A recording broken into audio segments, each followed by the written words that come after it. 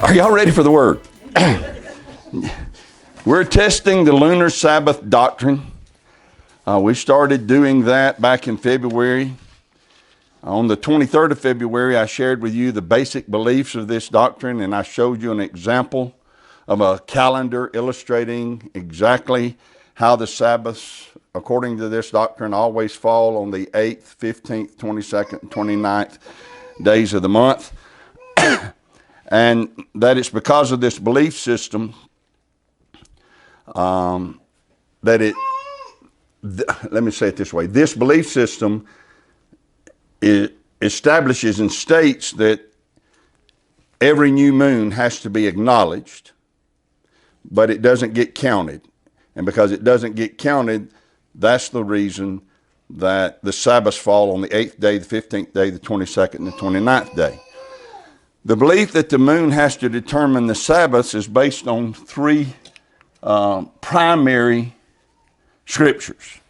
We went over this February the 23rd, but let me just quickly remind you of the three primary scriptures that they use to say the moon has to determine the Sabbath.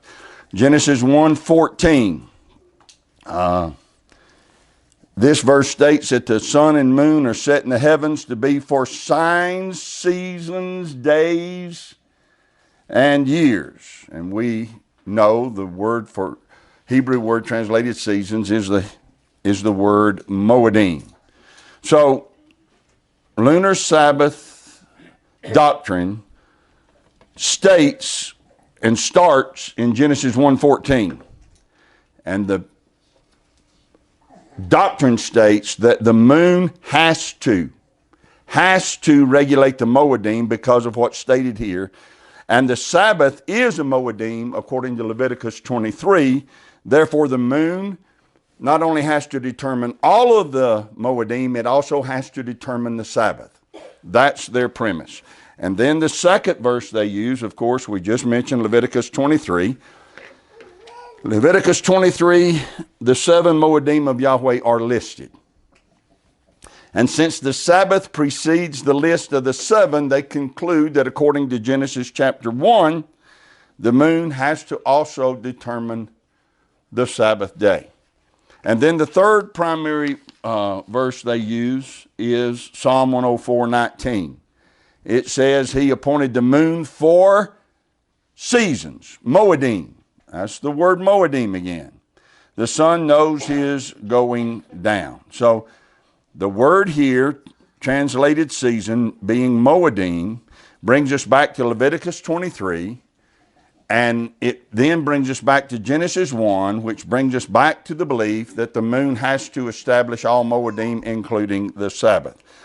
This morning we're going to examine two of their primary scriptures. We're going to look at Genesis 1 and we're going to look at Psalm 104. We'll take an in-depth study of Leviticus 23 at a later date. But let's read Genesis chapter 1. If you got your Bible and want to turn there, you can, but if not, it'll be up here on the screen. Genesis chapter 1, I'm going to begin reading in verse 14. And Elohim said, Let there be lights in the firmament of the heaven to divide the day from the night. Let them be for signs and for seasons, Moedim, and for days and years. And let them be for lights in the firmament of the heaven to give light upon the earth. And it was so. And Elohim made two great lights, the greater light to rule the day, the lesser light to rule the night.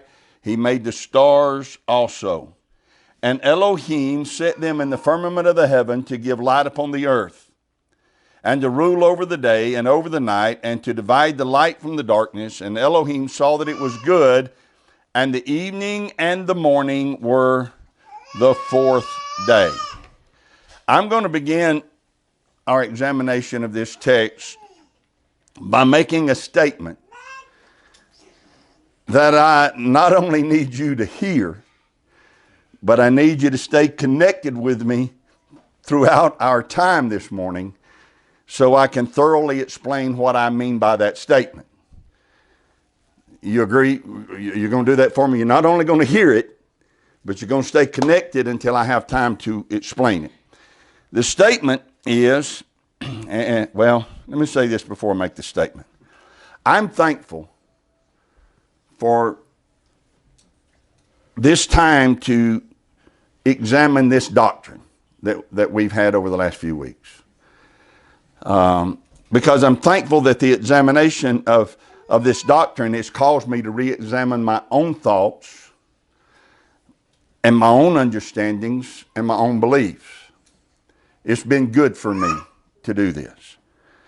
But one of the things that I have discovered in re-examining my own thoughts, understandings, and beliefs, one of the things I discovered is all of us, and here's the statement, all of us have placed too much emphasis on the sun and the moon. Before Torah, we certainly did not place enough emphasis upon them. Before Yahweh opened our eyes to Torah, we joyfully embraced the holy days set out for us by the Roman Catholic Church. We, in ignorance, rejected the Moedim of Yahweh. And we blindly were compliant to the Gregorian calendar. We just followed it, not thinking that there was anything else to follow. We had no idea about how Yahweh marked time or set appointments. We didn't even know he had appointments, right? It wasn't that long ago for many of us, so I know that we remember how we used to be. Though we sometimes act as though we were never that wrong. But we were. We were extremely wrong and ignorant. We joyfully kept Easter and Christmas as if they were a holy way to celebrate the Messiah. Not that long ago. We were completely ignorant of the Moedim, and we were sure that it was the righteous way to be. And as I said earlier, all we knew was the Gregorian calendar. So I admit there was a time when we did not place enough emphasis upon the sun and the moon. Or to say it more accurately, there was a time we did not place enough emphasis upon understanding how Yahweh marks time. And because we didn't place enough emphasis there, now I think we find ourselves scrambling and oftentimes struggling to understand how Yahweh does mark time. And in our zeal to learn how Yahweh's marking of time works, we have inadvertently begun to place too much emphasis upon the sun and the moon. All of us have. Zadoks have. Enochs have. Lunar Sabbath folks have. 7-day Sabbath folks have. And each group might protest and say, no, they don't place too much emphasis upon it, but it seems to me that all of us do. Let's take Genesis 1:14 as an example of what I'm saying. When you look at this verse, Genesis 1:14, and it says that he set the sun and the moon in the firmament to be for signs, seasons, days, and years. Those who reject the lunar Sabbath doctrine read that verse and they argue the moon cannot set the Sabbath day because it wasn't created until the fourth day. So the new moon was on the fourth day, which destroys the argument that the Sabbath always falls on the 8th day, the 15th day, the 22nd day, and the 29th day. That's what they argue. But those who embrace the lunar Sabbath doctrine read that same verse and using reasoning and conjecture state that this does not disprove their doctrine at all because Yahweh probably made the moon 4 days old when he created it. And great theological debates begin to take place about what happened in Genesis 1:1 and what the Hebrew word asah means in verse 14. And to all of that I say, about these arguments, all of that I say, I think by focusing on the sun and the moon in verse 14, we miss the point of how Yahweh himself reckons time. We got so focused on the sun and the moon and what they do, we completely missed how Yahweh marks time and reckons time. allow me to go over Genesis 1 with you so I can show you what he showed me. All right? Genesis 1, verse 1. In the beginning, Elohim created the heaven and the earth was without form and void, and darkness was upon the face of the deep. And the Spirit of Elohim moved upon the face of the waters. And Elohim said, "Let there be light." And there was light. And Elohim saw the light, that it was good, and Elohim divided the light from the darkness. And Elohim called the light day, and the darkness he called night. And the evening and the morning were the first day. So on day one, Yahweh said, light, haya. That's the Hebrew word. Haya. Light be. And light was. Now look at verse 6. And Elohim said, "Let there be a firmament in the midst of the waters, and let it divide the waters from the waters." And Elohim made the firmament and divided the waters which were under the firmament from the waters which were above the firmament, and it was so. And Elohim called the firmament heaven, and the evening and the morning were the second day. So on day 2, Yahweh said, firmament, haya, rakia, haya. Dome be, and it was. So Yahweh placed a solid dome over the earth.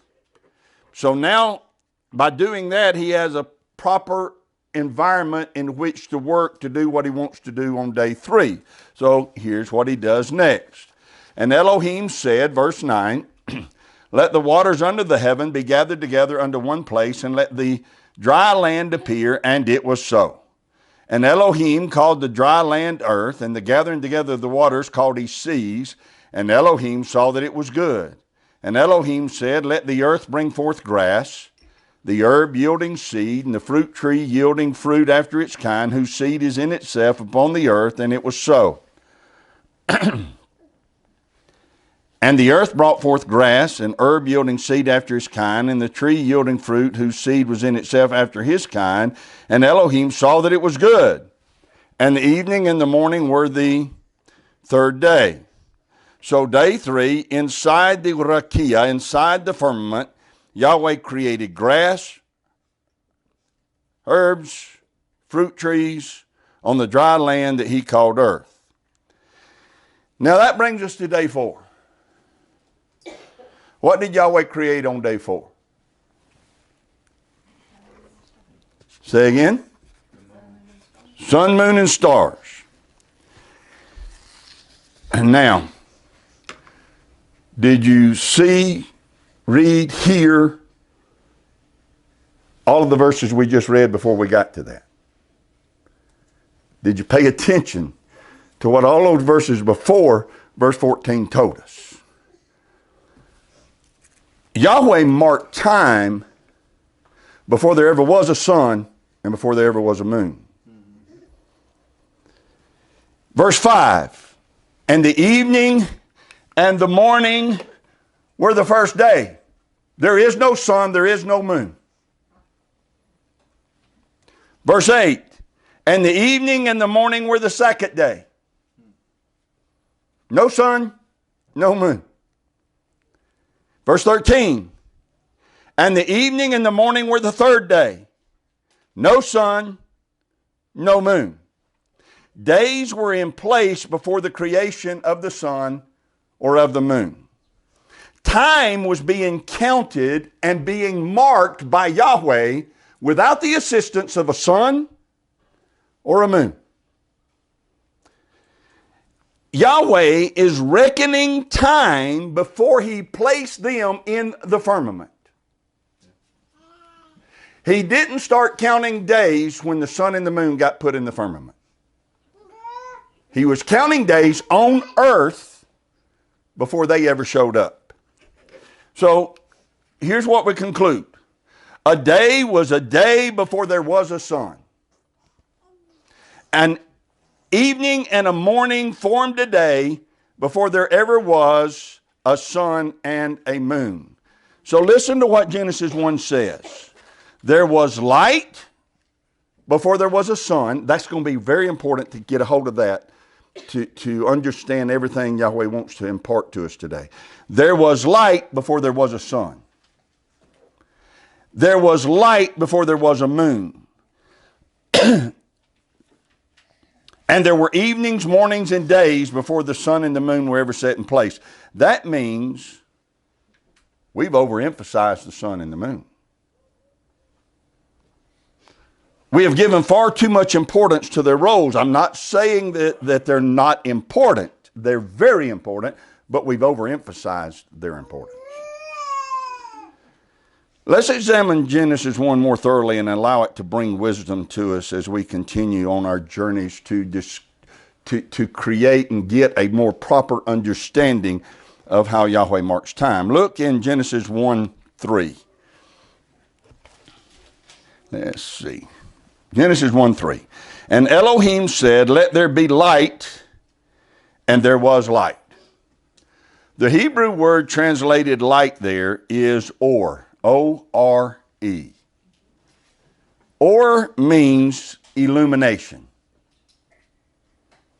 Now contrast that with verse 14. And Elohim said, "Let there be lights in the firmament of the heaven to divide the day from the night, and let them be for signs and for seasons and for days and for years." Two different Hebrew words. In verse 3, he says, "Let there be or." Right? In verse 14, he says, "Let there be ma'or." Or means illumination. Ma'or means a luminous body.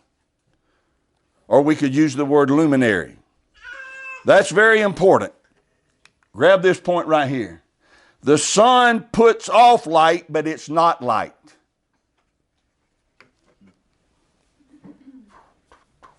We got to get this.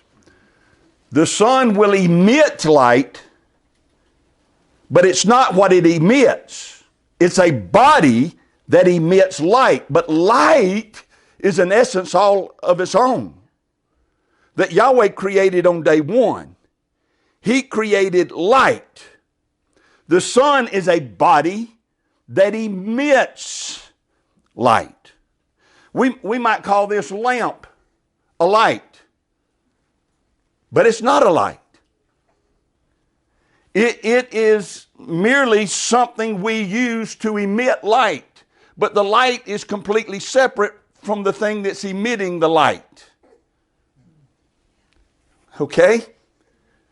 Turn the light on. Well, the lamp's the means by which I get light emitted into the room. Or the ceiling fan there is the means by which I get light emitted into the room. But that is not a light, and this is not a light. Light's what comes forth out of them. Likewise, the sun is a luminous body. It's not light. It is a body which can cause light to come upon the earth.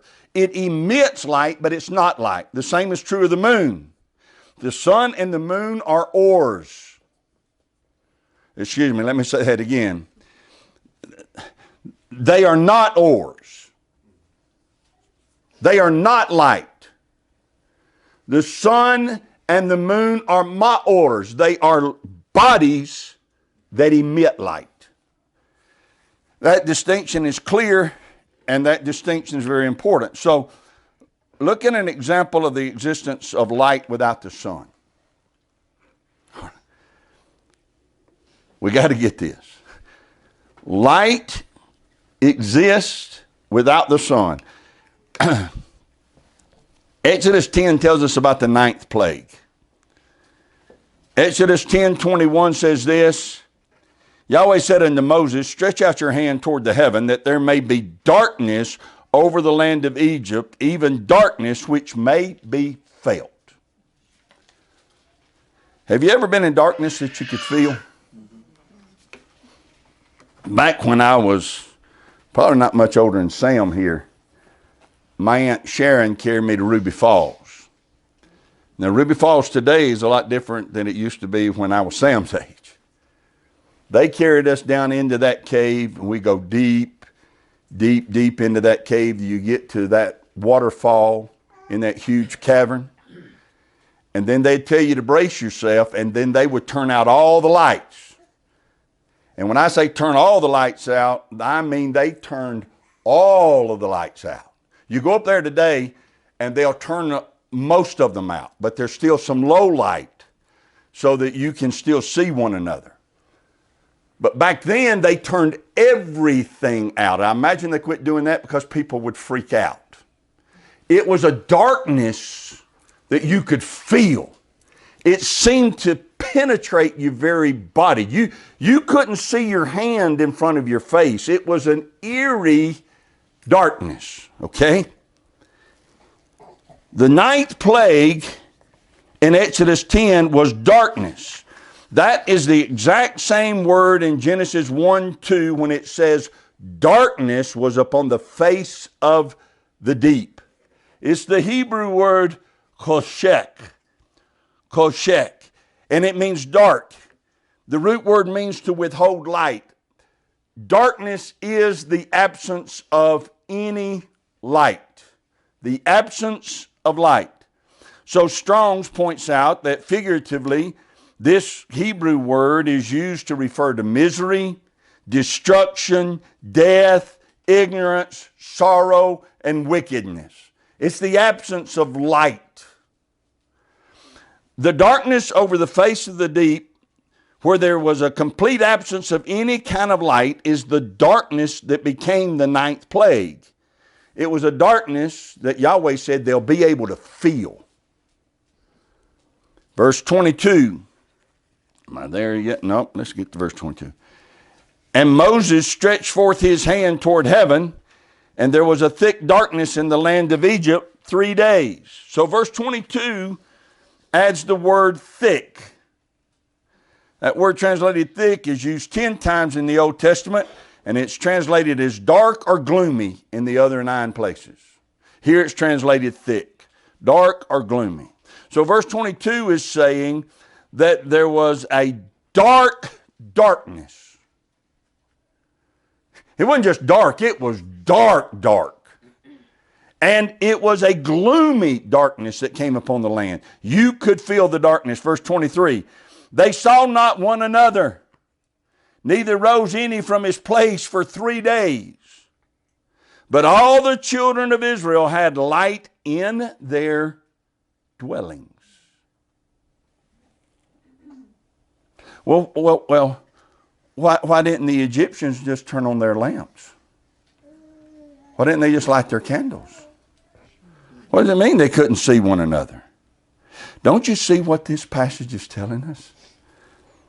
This darkness was darkness because there was no light to be.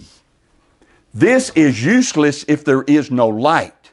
You can pull the handle all you want to, click it all you want to, but in the absence of light, this thing won't work. So when Yahweh caused darkness to come upon the land of Egypt, he withdrew light. Light's absent. Are you getting that? You couldn't light a lamp. You couldn't light a candle. Because all they are is a body that emits light, and Yahweh pulled light away. You couldn't create light no matter what you did. But yet the children of Israel had light in their dwellings. The sun didn't come in and hover in the corner of the living room. Right? Light is an essence in and of itself. It was something Yahweh created. And that light, Yahweh allowed it to be in their dwellings. How? I don't know. I'm just reading you what it says. If the Egyptians could have lit lamps and eliminated the darkness, it wouldn't have been an effective plague. But they couldn't eliminate the darkness. Their lamps, their candles could not emit light. All right? So we need to understand what the ninth plague was. The ninth plague was darkness caused by the absence of light. When light is absent, there is nothing to emit. a lamp, a candle, sun, moon, they can do nothing. They cannot emit light if light's not there. Light is an essence created by Yahweh, and the sun and the moon are bodies he created to emit this essence we call light. Because of that truth, Genesis 1 tells us in plain language that Yahweh can, and he did, mark time without the assistance of the sun and the moon. He established the length of a day. You understand that? He established how long a day would be before there was a sun and a moon. The evening and the morning were the first day, were the second day, were the third day. He established their length before there was a sun and a moon. If that wasn't important to know, he wouldn't have told us the evening and the morning were the first day, the second day, the third day. He wouldn't have told us the sun and the moon were not created until the fourth day. So it's important to know these things. It's important to know the sun is not light, it emits light. It's important to know Yahweh started counting days and marking time before there was a sun, moon, or stars. One of the reasons that this is important is because it refutes the argument of those who claim that the sun and the moon were created on day one. There are many out there who are twisting Scripture, and they're saying Yahweh had to create the sun and the moon on day one. And then in verse 16, they say that word translated made is the Hebrew word asah, and asah means to arrange in the firmament, that Yahweh created the sun and the moon in verse 1, and then he just arranged them. They were already there, but he arranged them in the firmament. That is a contradiction and a twisting of what these verses actually say. It's pure conjecture that opposes the truth of what is plainly written. Verse 3 says, on day one, light was created. Not a word about the sun and the moon. They are ma'ors. They weren't created. Or was created. On day 4, the bodies that emit this light were created. You can't skip down to verse 16 and focus on the Hebrew word asah and create a doctrine that says the sun and the moon really got created in day 1. That's not true. Simply take a look at verse 3 and verse 4. Let's see if we got it here. Yeah, verse 3. In verse 3, Yahweh said, Or Hayah, light be. In verse 14, he said, Ma'or Hayah, luminous bodies be. The sun and moon were, without a doubt, created on day 4. That's what verse 14 means. Ma'ors be. That's him creating the sun and the moon. He didn't do it in verse 1. All right, let that sink in. The 7-day cycle then was put in place by Yahweh independent of a sun or a moon. He didn't start counting days when the sun was created or when the moon was created. I know I keep saying that, but I cannot overstate it. It must not be missed by anybody who truly desires to know the truth. And the truth is this: the 7-day cycle is holy. Men have tried to change it. You'll hear the Lunar Sabbath people say, well, the Romans had an 8-day calendar. Who cares what the Romans had? Right? I'm not following the Romans. But they abandoned it. You know why? Because it won't work. The French tried to establish a 10-day week. They had to abandon it. It won't work. The attempts of the wicked to switch from this holy reckoning of time cannot negate or eliminate what Yahweh set in place. The 7-day cycle was put in place by Yahweh It is a holy reckoning of time that Yahweh put in place before the sun and before the moon. Yahweh set it in place, and men can't eliminate it. No matter how much for over 6,000 years, if they could have come up with something to eliminate it, they would have. But they cannot, will not ever be able to get rid of this thing that Yahweh set up, and He set it up before there was a sun and a moon. Therefore, we can make this conclusion. The moon, created on day 4, cannot now rise up and declare that it is now in charge of determining when the first day is of a week.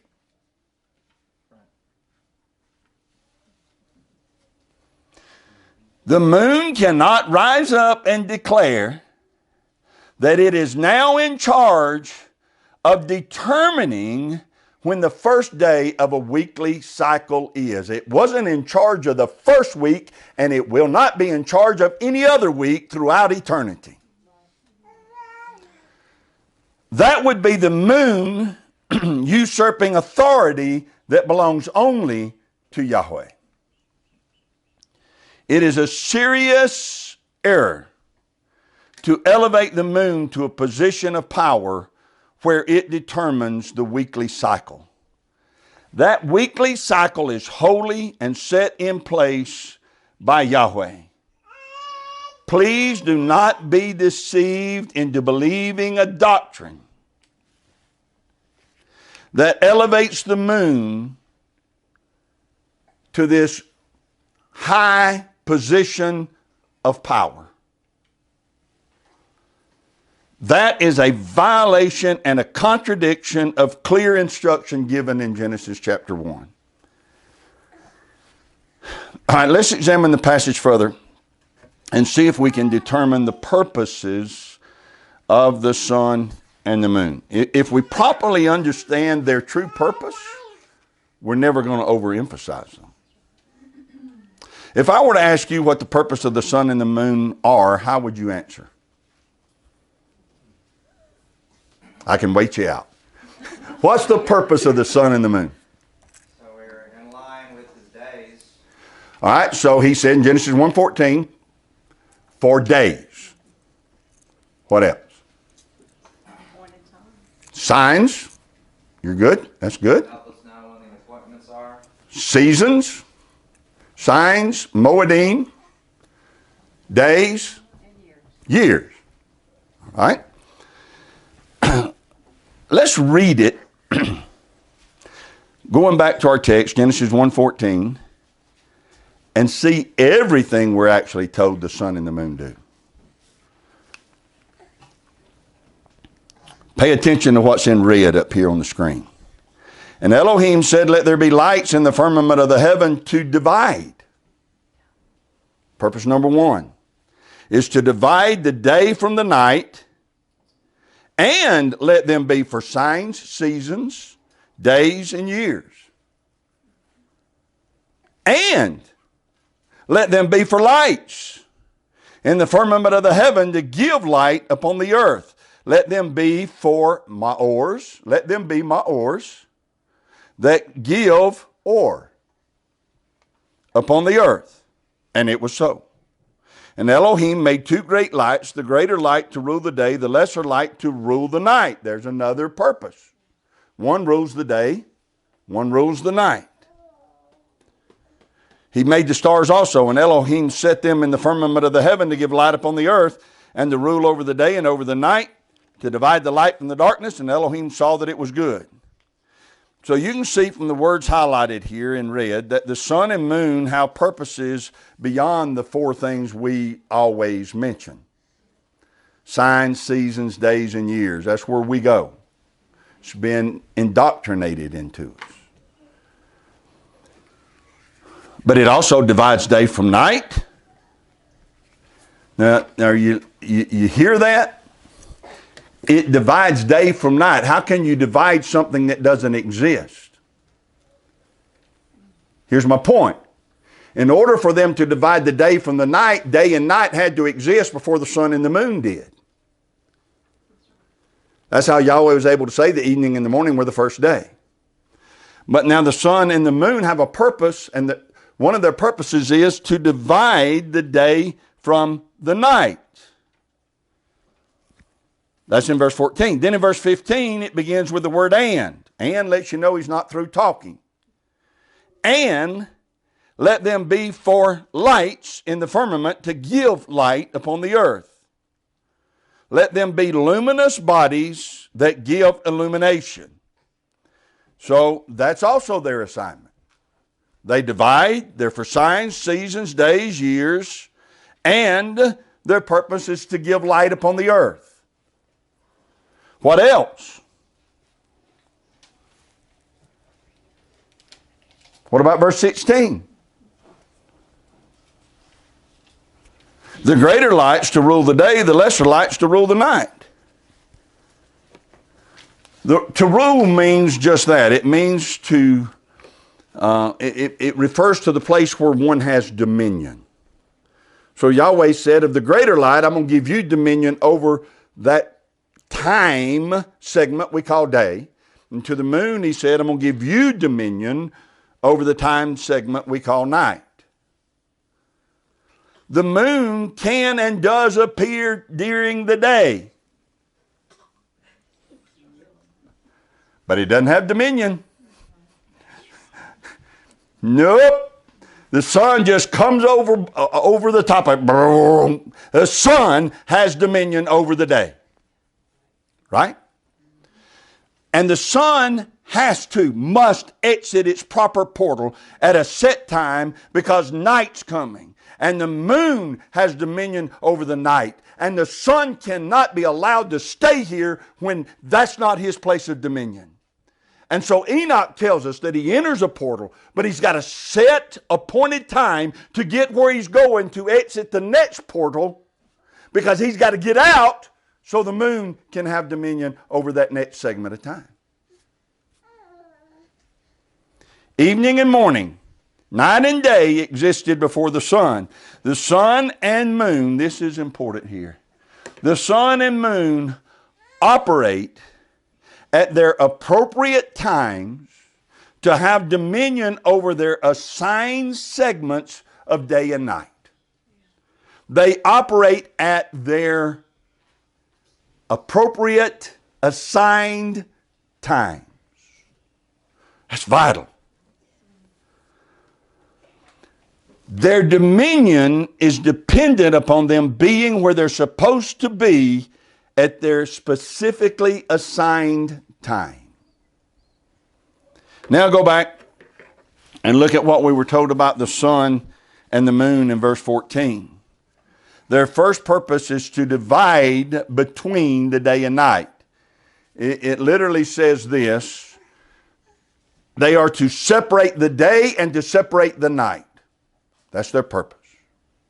They work together to separate the day and to separate the night. Next, we're told there are 4 signs. So let's go through this. I know you know this, but let's go through it just real quick. The Hebrew word for signs is oath. Oath means a signal. Well, why don't we keep that in context?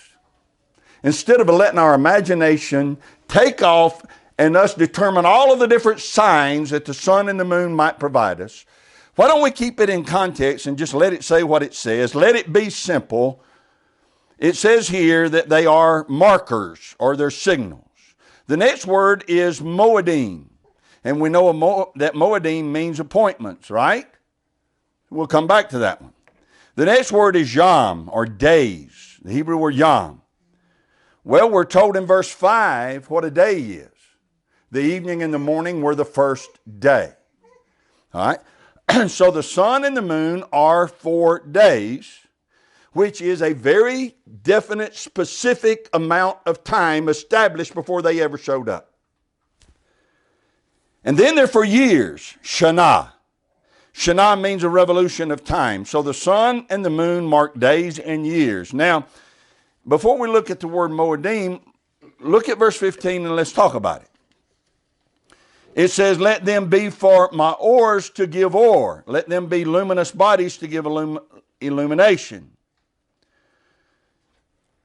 we in our translations divided this statement in verse 16 from verse 15 by creating a verse. It shouldn't have been separated. What if we didn't separate it? What if we treated this as one continuous statement? What if we didn't pause? What if we read verse 15 and verse 16 this way? Let them be for signs and for seasons and for days and for years, and let them be for lights in the firmament to give light upon the earth. You see how all of that is meant to flow together? We say, let them be for signs and for seasons and for days and for years, and we stop. But verse 16 says, and let them be for lights in the firmament of heaven, in the firmament to give light upon the earth. If we would read it together like it should be, it would prevent us from overemphasizing one duty over the other. When we pause, we're choosing to emphasize one of their responsibilities over the rest of their responsibilities. Yahweh didn't do that. Put all of the responsibilities of the sun and the moon in context. The sun and the moon are for signs, seasons, days, and years, and they are bodies in the firmament that emit light. Now stay with me right here. The sun and moon are signs. What if we just left that in context and let it say what it says? They signal to us the difference between day and night, light and darkness. They signal to us when a day is complete. Days existed before they did. 3 days elapsed before they were ever created. So that tells me Yahweh can and does mark time without their assistance. I can't do that. I don't have the ability to mark days without their assistance. So they are a sign, a marker to me. A day has begun, a day has ended. A day has begun, a day has ended. They're signs. I need them to be a sign to me. And if I know when days are, then I can discover when a year is. The sun and the moon will signal when a year ends and when a new year begins. How do they do that? How do the sun and the moon signal that to us? There are 2 equinoxes. When do they occur? Spring and fall. Spring and fall. What do we mean by a spring equinox and a fall equinox? What's taking place during those times? Say again? Well, change of seasons, but what's actually happening is the light and the darkness are equal in time. Twice a year. All right? So now I've got an opportunity where I've got to decide, all right, I know that's going to happen. Which one of them is signaling to me how long a year is? Oh, I have to go to Exodus 12. Yahweh said, this month shall be to you Rosh Hodesh, the head month, and it shall be Rishon Hodesh, which means the first month of the year. Oh, so the one that happens when barley is in the Abib stage. When that equinox takes place, I start counting then, and I count all the way back to that equinox again. I've got a year. So it is a sign. That's what that word means. It's a sign to me of a day, and it also works as a sign to me of when a year ends and when a new year begins. All right? So let verse 14 and 15 just say what they're saying. Yahweh is marking time without the existence or without the assistance of the sun and the moon. You and I can't do that. We need signs, we need markers to be able to count days and to be able to count years, and the sun and the moon become the markers for us. So Yahweh gave us the greater light and the lesser light and the stars so that we can mark days and years. That's clearly the stated intent and purpose of the lights in the firmament according to verse 14 and 15, which brings us to this word Moedim. We err when we overemphasize that word. And we make a great mistake when we take it out of context, when we remove it from the intent, from the intent of the verse where it is used.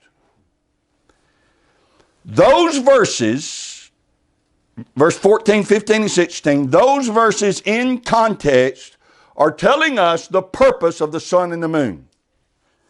And the context is telling us that the sun and the moon help us mark times by dividing darkness from light. So do not make the mistake of taking the word Moedim out of that context. Let me explain what I mean. When you and I hear the word Moedim, we have been conditioned, trained, indoctrinated to always think the feast of Yahweh. Anybody says Moedim, we say feast of Yahweh. Somebody says Moedim, we say appointed times of Yahweh. That's the way we've been trained. That's the way we've been conditioned. But that way of thinking causes us to make serious mistakes and to get led astray in beliefs, in doctrines. Let's look at the word Moedim.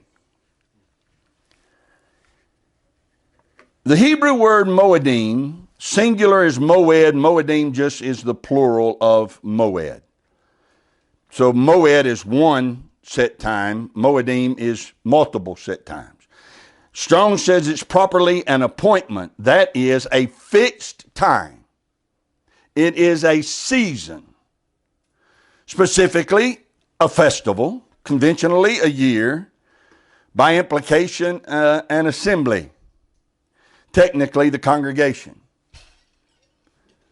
If you really want to get freaked out about the word Moedim, go look it up. What Strong says it's used there 223 times. How would you think the vast majority of the time it gets translated? Vast majority of the time, you want to take a guess on what word they use to translate it? Season. Say again? Season. Season. That's a good guess. I think that's what most of us would do, or what most of us would say. But the vast majority of the time it gets translated as the word congregation. The tabernacle of the congregation, the tabernacle of the congregation, the tabernacle of the congregation.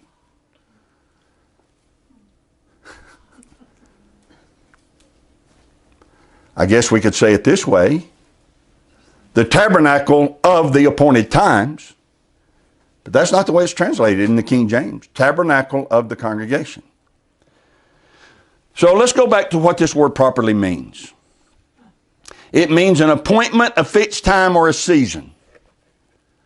An appointment, a fixed time, or a season. So let's go examine some places where moed gets used. Genesis chapter 17, verse 21. But my covenant will I establish with Isaac, which Sarah shall bear unto you at this set time in the next year. That's Yahweh making a promise to Abraham. Sarah will bear Isaac to you when? At a moed. A set time. There is an appointed time for her to give birth to Isaac. Sarah heard this, and so then we read this in chapter 18. Therefore Sarah laughed within herself, saying, after I am waxed old, shall I have pleasure, my Lord being old also? I don't know why she had to point out how old Abraham was, but she did. And Yahweh said unto Abraham, why did Sarah laugh, saying, shall I of a surety bear a child which am old? Is anything too hard for Yahweh? At the time appointed, I will return unto you according to the time of life. Sarah shall have a son. The moed, the appointed time, would be the time when Isaac was due to be born. That's the word that's used. Yahweh says, at the moed, I'll be back. And Isaac's going to be born. At the moed. Set time. Then in Exodus 9, through Moses, Yahweh is warning Pharaoh of a coming filth plague. And in this filth plague, there's going to be a pestilence come across the land, and it's going to cause horses and cattle and camels and donkey to perish. And here's what Yahweh said in Exodus chapter 9, verse 5. And Yahweh appointed a moed, a set time, saying, tomorrow, that's the appointed time. That's the moed. Tomorrow, Yahweh shall do this thing in the land. So I invite you to go search the scriptures. The word moed or moadim doesn't always refer to the feast of Yahweh. So how do we know when it is referring to the feast of Yahweh? It's simple. It will always tell you it's talking about Yahweh's feast. Always. Look at this example, the best known example. Leviticus 23. And Yahweh spoke unto Moses, saying, speak to the children of Israel, and say unto them concerning the feast of Yahweh, which you shall proclaim to be holy convocations, even these are my feasts. Do you see it? When the word moed or moadim is in reference to Yahweh's appointed days or feast days, the context is always clear that it is Yahweh's moed. Just because you read the word moadim, that does not mean it's referring to a feast of Yahweh. Look there closely at Leviticus 23. Concerning the moadim, not what it says.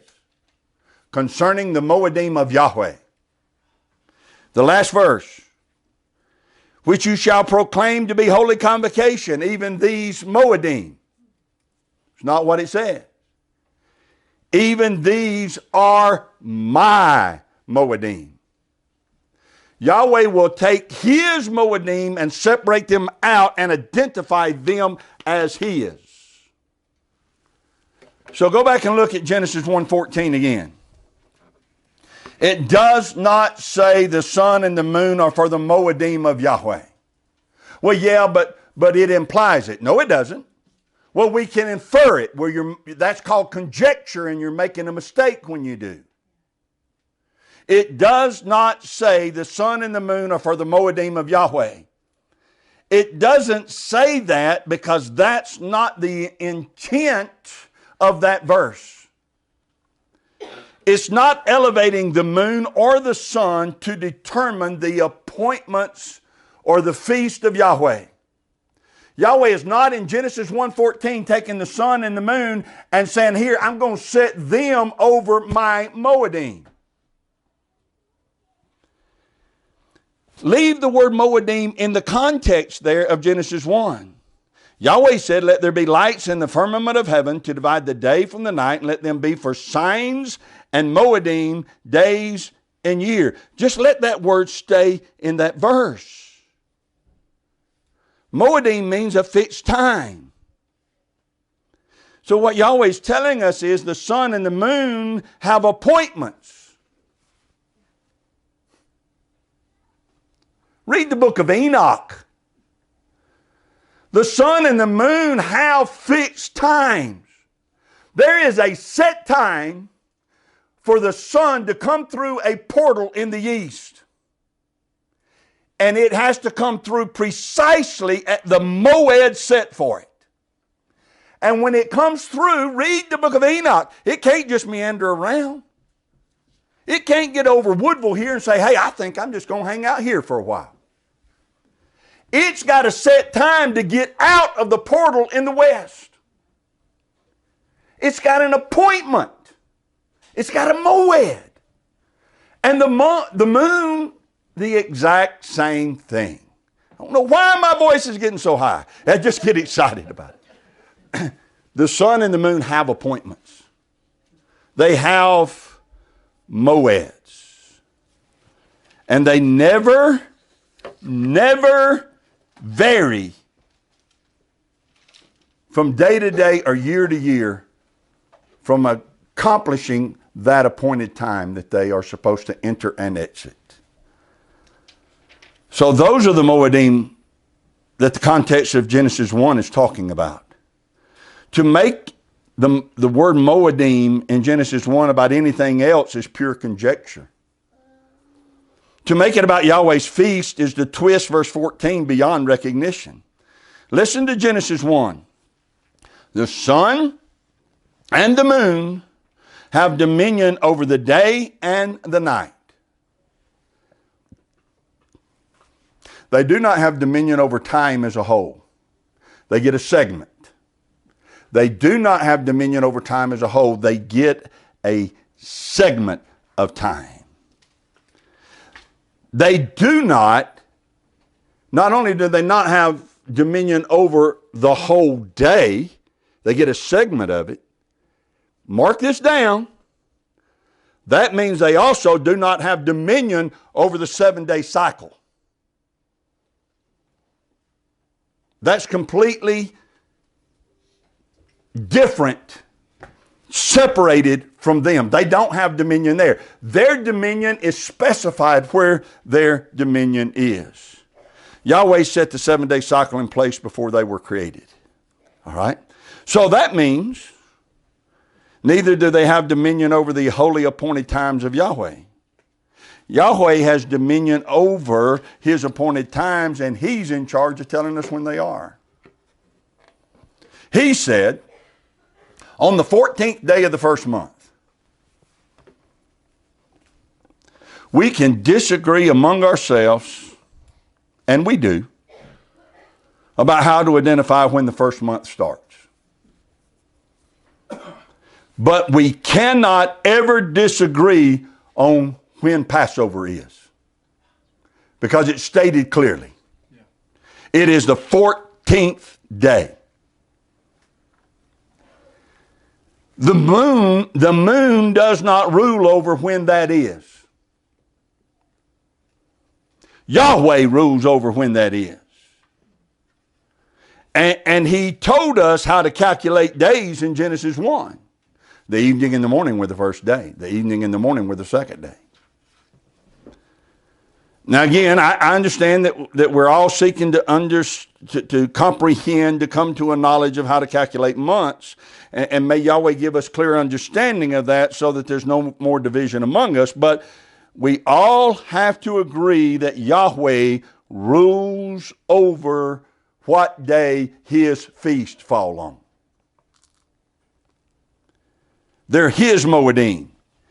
It's not the moon that determines Passover. It's not the moon that determines unleavened bread. It's not the moon that determines first fruits or Shavuot or Teruah or Kippur or Sukkot. The moon doesn't determine any of that. Yahweh established when those would be.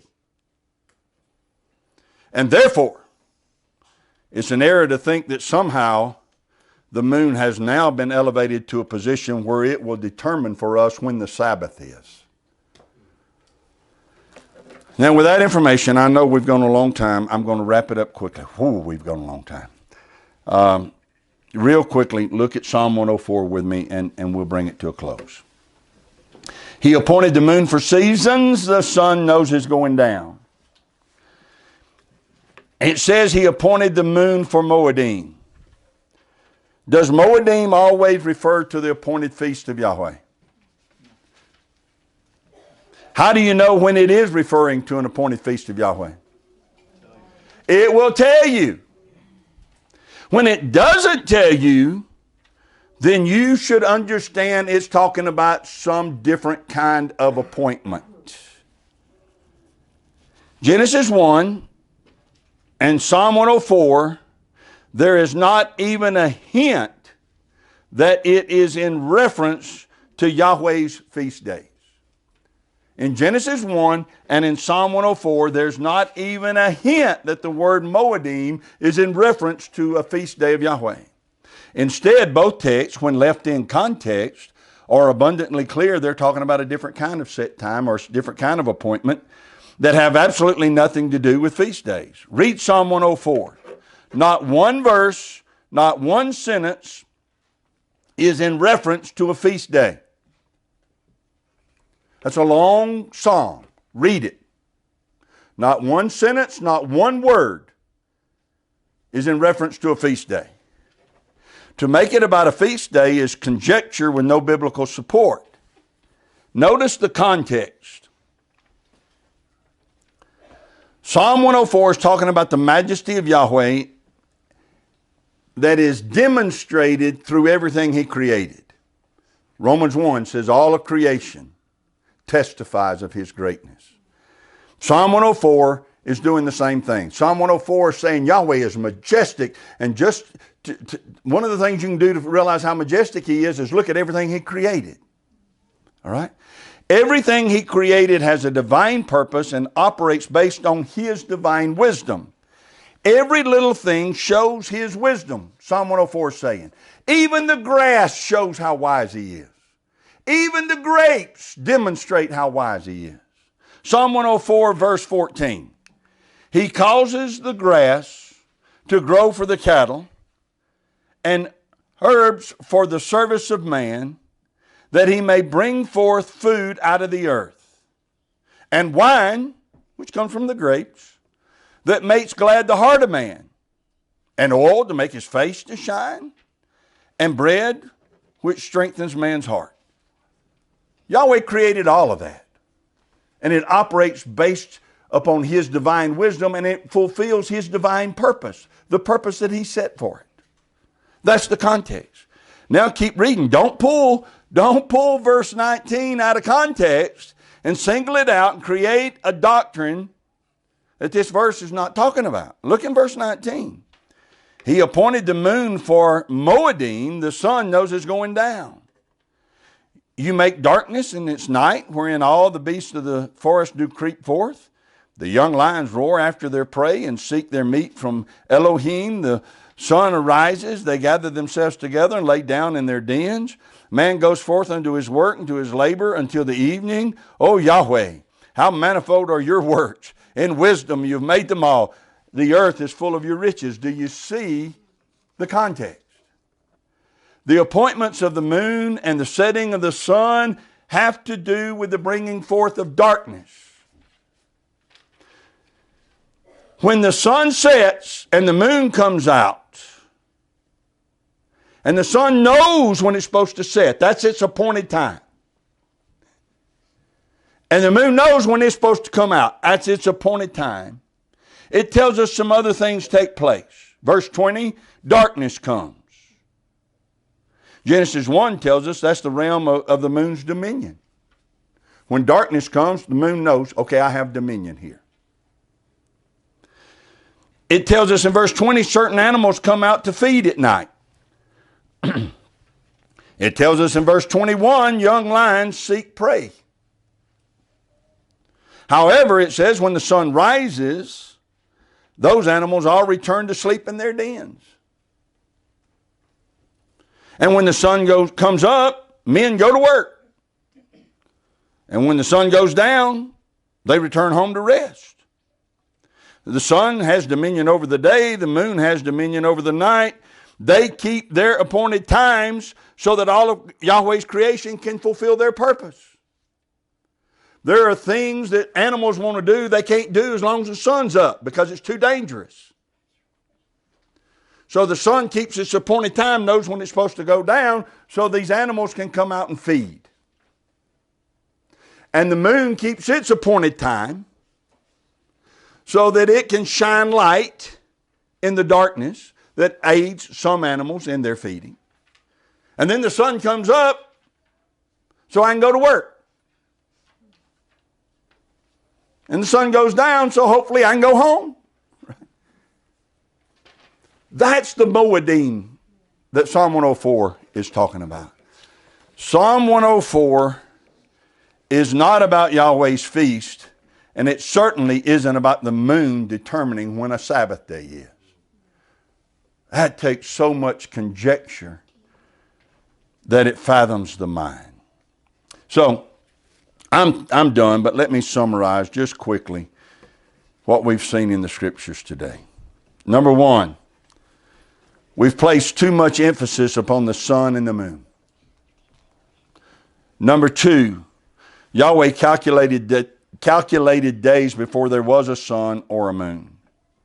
Number three, therefore the 7-day cycle is a holy cycle set in place by Yahweh that man has not been able to eliminate or replace for over 6,000 years, and it is independent of the sun and the moon, and it will stand forever.